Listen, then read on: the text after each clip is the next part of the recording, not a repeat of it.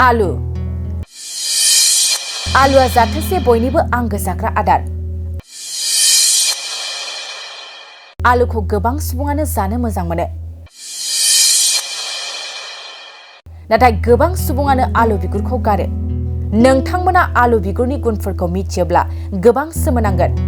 गोबाङानो आलुखौ जायो नाथाय आलु बिगुरनि गुनफोरखौ मिथिया, जायनि जाहोनाव आलुनि बिगुरखौ गारो।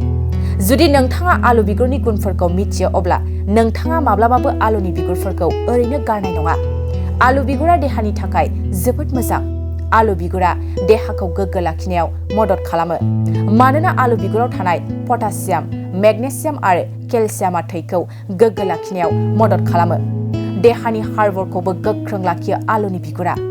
आलु बिगुराव मोननाय केलसियामाव गोबां गोनां खनिजफोर थायो जायफ्रा देहानि हार्टखौ गोख्रों लाखिनायाव मदद खालामो। केन्सार बेमार बायदि गेदेर गेदेर बेमारफोरनि थाखाय मोजां आलु बिगुरा। आलु बिगुरा माखासे केमिकेलफोरजों बुंफबनाय आलु बिगुराव गोहोगोरा एन्टि अक्सिडेन्ट आखुथाय थायो।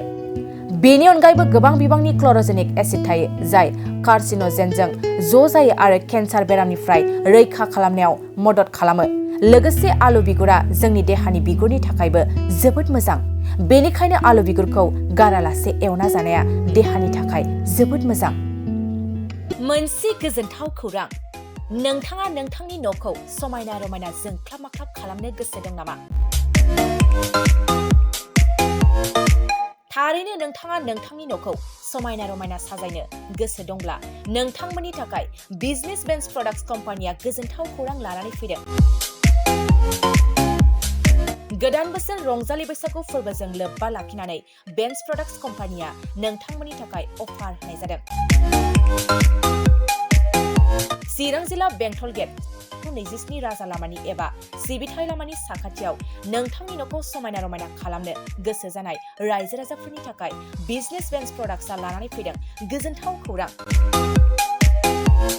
पलिग्रेनाइट, WPC एबा PVC, wooden flooring, wallpaper, steel roofing, soffit ceiling बायदि गाबनि न' साजायग्रा खम बेसेनावनो नोंथांमोना बायनानै लांफैनो हागोन।